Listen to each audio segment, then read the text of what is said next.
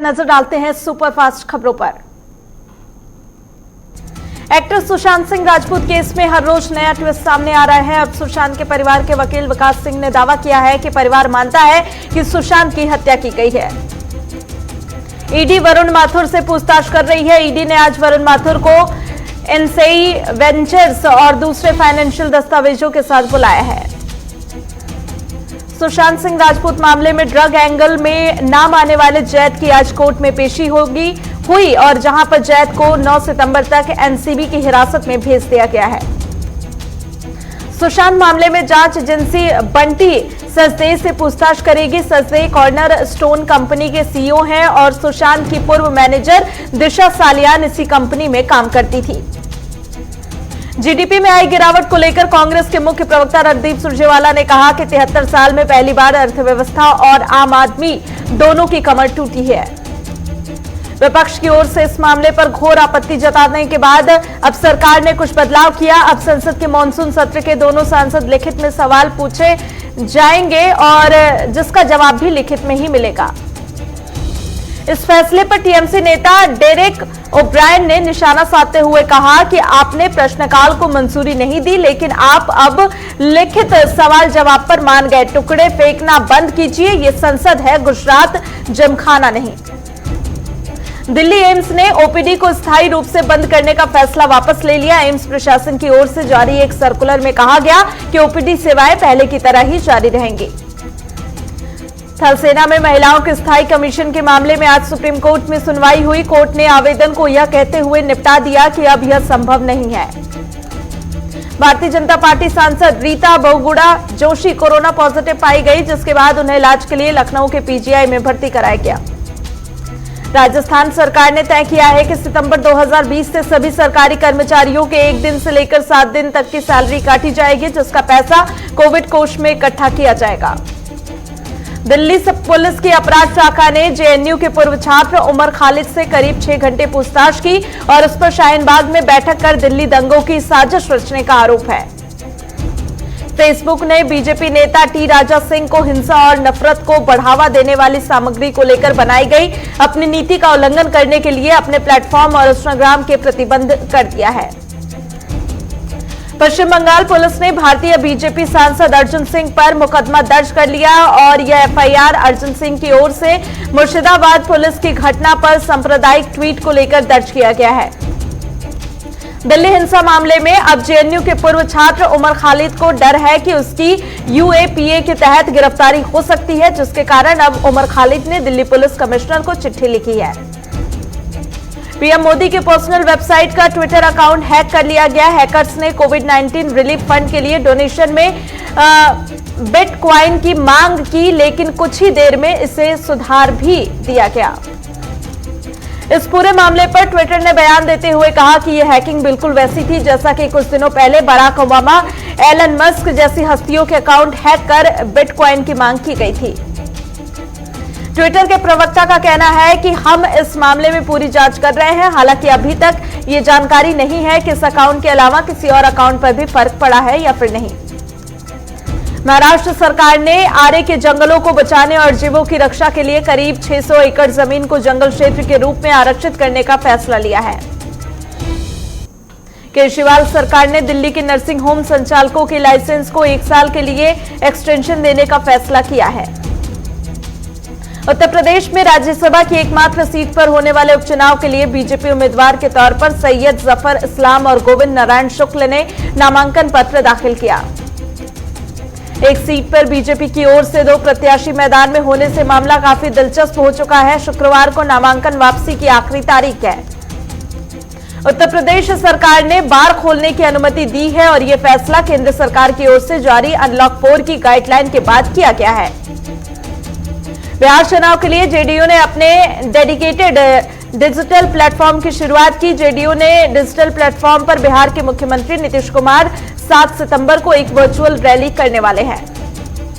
इस digital platform के जरिए नीतीश कुमार अधिकतम 10 लाख लोगों तक जुड़ सकेंगे, जिसके बाद जेडीयू देश में ऐसी पहली पार्टी बन जाएगी जिसका अपना डिजिटल प्लेटफॉर्म है।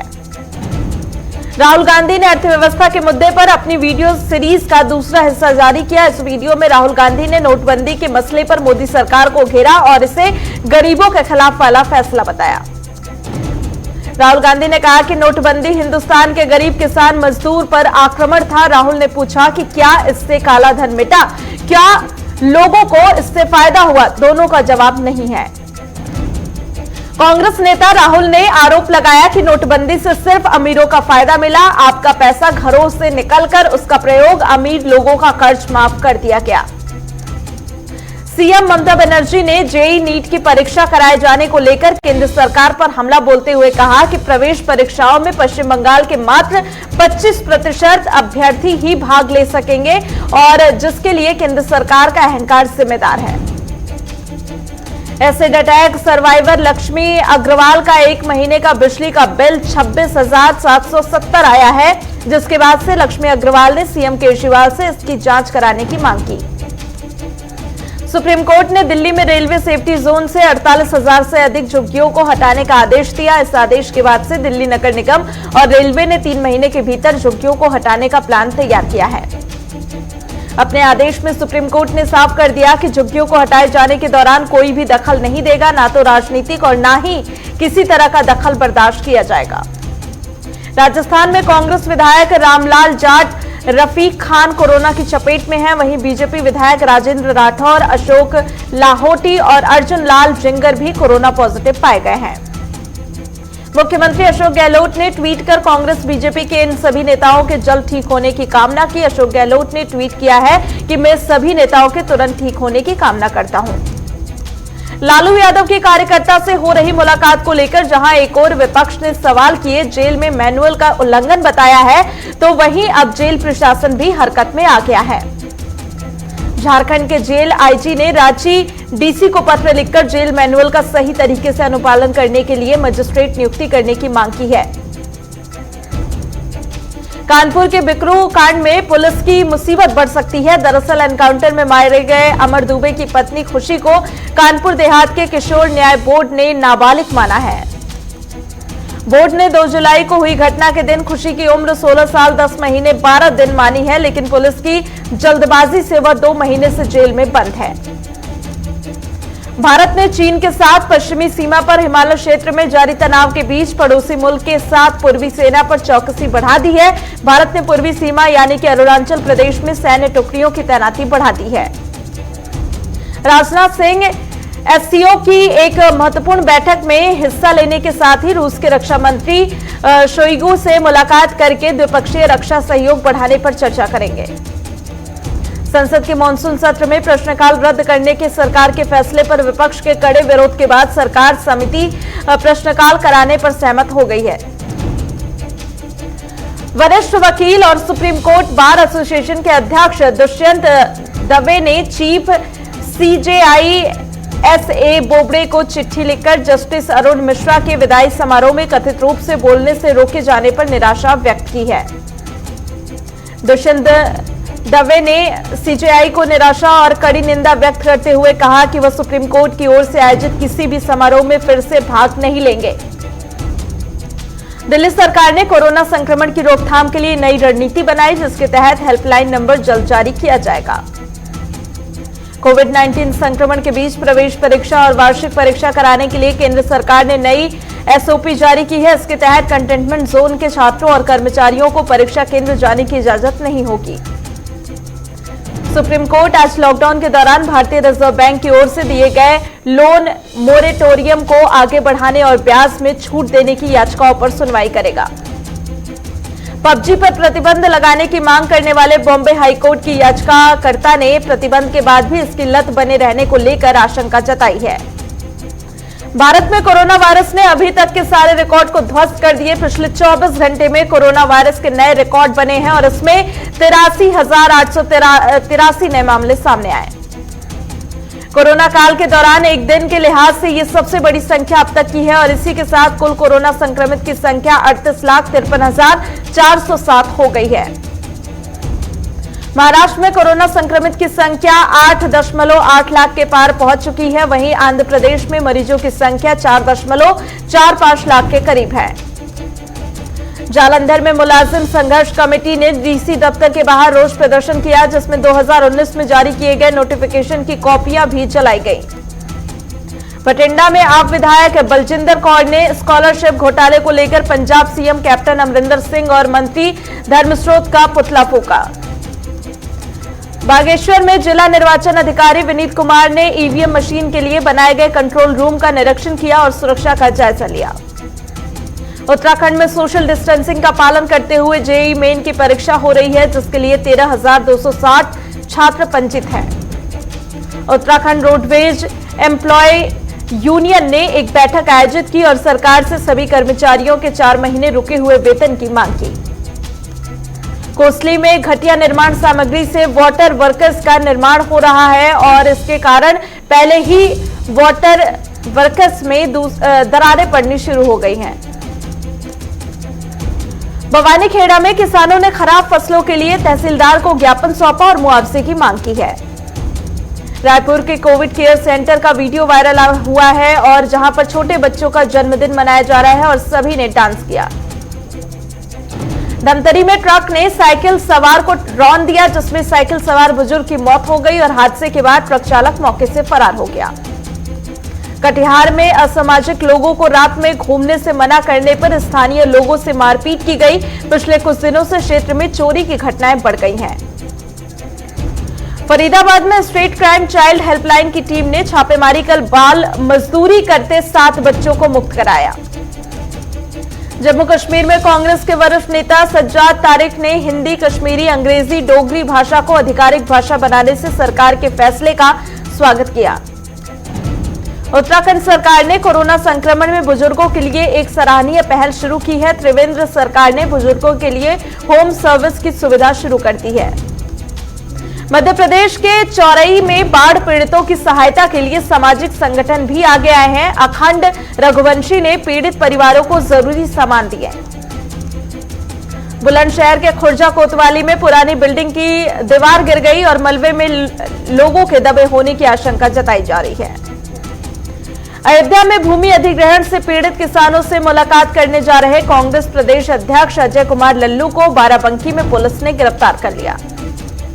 बहराइच में मृतक पुलिसकर्मी की सहायता के लिए पुलिस विभाग आगे आया है। पुलिसकर्मियों ने अपनी इच्छा से 1 दिन का वेतन मृतक पुलिसकर्मी के परिवार को दिया है।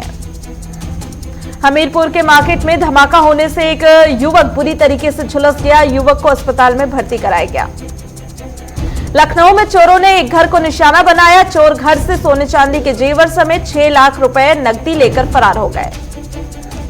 लखीमपुर खीरी के गांव में गन्ने के खेत से 3 साल की बच्ची का शव मिला। सूचना पर मौके पर पहुंची पुलिस ने शव को कब्जे में लेकर जांच शुरू कर दी है। आज शेयर बाजार बढ़त के साथ खुला। सेंसेक्स 80 अंक ऊपर 39,000 से ऊपर खुला। वहीं निफ्टी 31 अंक ऊपर 11,500 के ऊपर कारोबार कर रहा है। कई महीनों के बाद आज डीजल सस्ता हुआ। दिल्ली में 74.40 रुपए प्रति लीटर पर डीजल पहुंचा। वहीं देश में आज पेट्रोल के दाम स्थिर है।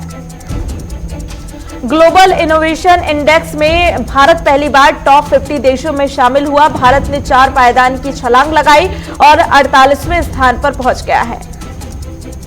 केंद्र सरकार अब सरकारी कैलेंडर, डायरी और इसी तरह का अन्य सामान भी छपाई नहीं करेगी और उन्हें डिजिटल माध्यम से उपलब्ध कराएगी। फॉर्च्यून की 40 अंडर 40 लिस्ट में ईशा और आकाश अंबानी शामिल हुए। बाइजू रविंद्रन और मनु जैन की एंट्री हुई। LIC हाउसिंग फाइनेंस 50,500 करोड़ रुपए जुटाएगी। 28 सितंबर को शेयर धारकों से AGM में मंजूरी लेगी। IT डिपार्टमेंट ने चालू वित्तीय वर्ष में अब तक 26.2 लाख टैक्स पेयर को 98,625 करोड़ रुपए का टैक्स रिफंड जारी किया है। अडानी एयरपोर्ट ने मुंबई एयरपोर्ट से 74% की नियंत्रक हिस्सेदारी हासिल करने की योजना तैयार कर रखी है। गौतम अडानी ने कहा कि इससे समूह के अन्य कारोबार को भी रणनीतिक बढ़त मिलेगी। शहरी बेरोजगार के लिए भी मनरेगा जैसी योजनाएं लागू करने की तैयारी है, जिसके लिए 35,000 करोड़ रुपए खर्च होंगे। भारतीय रेलवे दिल्ली अहमदाबाद समेत 7 रूट्स पर बुलेट ट्रेन चलाने की योजना बना रही है। पहली ट्रेन 2023 तक चलने की संभावना है। दुनिया में कोरोना से संक्रमित लोगों की संख्या 2 करोड़ 59 लाख तक हो गई है, जबकि मृतकों की संख्या 8 लाख से ज्यादा है। भारत की ओर से चीन के 118 ऐप्स को बैन करने के फैसले के बाद चीन का कहना है कि मोदी सरकार ने यह फैसला कोरोना महामारी और गिरती अर्थव्यवस्था से ध्यान भटकाने के लिए किया है। डेमोक्रेटिक पार्टी, जो कि बिडेन के लिए समर्थन जुटाने के मकसद से हिंदू अमेरिका फॉर बिडेन के नाम से एक नया अभियान शुरू करने जा रही है। इसके तहत भारतीय वोटरों को बिडेन के पक्ष में वोट देने के लिए मनाया जाएगा। ताजा राष्ट्रीय सर्वे में 40% लोगों ने मौजूदा राष्ट्रपति ट्रंप में अपना विश्वास जताया, जबकि 47% पंजित मतदाताओं ने कहा है कि वे डेमोक्रेटिक पार्टी के प्रत्याशी बिडेन के पक्ष में मतदान करेंगे। संयुक्त राष्ट्र सुरक्षा परिषद ने 1267 अल कायदा प्रतिबंध समिति के तहत 4 भारतीयों को सूचीबद्ध कराने के पाकिस्तान के कदम का अवरुद्ध कर दिया है। शांति समझौते के तहत अफगानिस्तान सरकार ने देश की विभिन्न जेलों में बंद 200 तालिबान कैदियों को रिहा कर दिया। जापान की सत्तारूढ़ लिबरल डेमोक्रेटिक पार्टी आगामी 14 सितंबर को पूर्व प्रधानमंत्री शिंजो आबे के उत्तराधिकारी का चुनाव करेगी और खराब स्वास्थ्य के कारण आबे ने पिछले दिनों प्रधानमंत्री के पद से इस्तीफा दे दिया था। पाकिस्तानी नेताओं पर यौन शोषण का आरोप लगाने वाली अमेरिकी ब्लॉगर सिंथिया रिची को पाकिस्तान ने 5 दिनों के अंदर देश छोड़कर जाने का निर्देश दिया है। कंबोडिया के तानाशाह खमेर रुज के शासन में रहे मुख्य जेलर के पद पर कार्यरत कियांग इवाब की 77 साल की उम्र में मौत हो गई। चीन में एक कब्र में करीब 2000 साल पुरानी पांडुलिपियां पाई गई हैं। इनमें मानव शरीर और अंगों के बारे में विस्तृत जानकारी दी गई है। कंगना रनौत ने शिवसेना सांसद संजय राउत पर धमकी देने का आरोप लगाया। कंगना ने कहा कि संजय राउत ने मुझे मुंबई वापस न लौटने की धमकी दी है। वहीं एक्ट्रेस कंगना रनौत ने सितारों पर निशाना साधा, कहा कि रणवीर सिंह, रणबीर कपूर, अयान विक्की ड्रग टेस्ट के लिए सैंपल दें। हैवी वीएफएक्स के चलते रणवीर आलिया की ब्रह्मास्त्र का अगले साल तक के लिए टलना तय है। फिल्म को बनने में मुगले आजम जैसी देरी हो सकती है। नच बलिए 10 पोस्टपोन होने के बाद फरवरी 2021 में शुरू होगा। करण जौहर के अलावा मेकर्स को कोई प्रोड्यूसर नहीं मिल रहा है। स्वामी ओम के बाद अब राधे मां बिग बॉस में एंट्री लेंगी। पिछले कई सालों से ऑफर मिल रहा था। इंडियन प्रीमियर लीग के 13वें सीजन पर कोरोना वायरस की मार जारी है। यूएई में मौजूद बीसीसीआई की मेडिकल टीम के एक सदस्य की कोविड रिपोर्ट पॉजिटिव आई है। भारतीय खिलाड़ी आर अश्विन ने आईपीएल 13 को प्रयोगशाला बताया। उन्होंने कहा कि अपने कौशल को निखारने और नई चीजों को आजमाने का शानदार मौका है। चेन्नई सुपर किंग्स के मालिक एन श्रीनिवासन ने सुरेश रैना पर बड़ा बयान दिया। उन्होंने कहा कि रैना की वापसी पर फैसला महेंद्र सिंह धोनी की अगुवाई वाला टीम मैनेजमेंट करेगा। भारतीय पहलवान बबीता फोगाट ने राजीव गांधी खेल रत्न पुरस्कार का नाम बदलने की मांग की। कहा कि पुरस्कार का नाम किसी प्रतिष्ठित खिलाड़ी के नाम पर रखा जाना चाहिए। Sri Lanka premiere league T20 tournament का आयोजन इस साल 14 नवंबर से 6 दिसंबर के बीच किया जाएगा।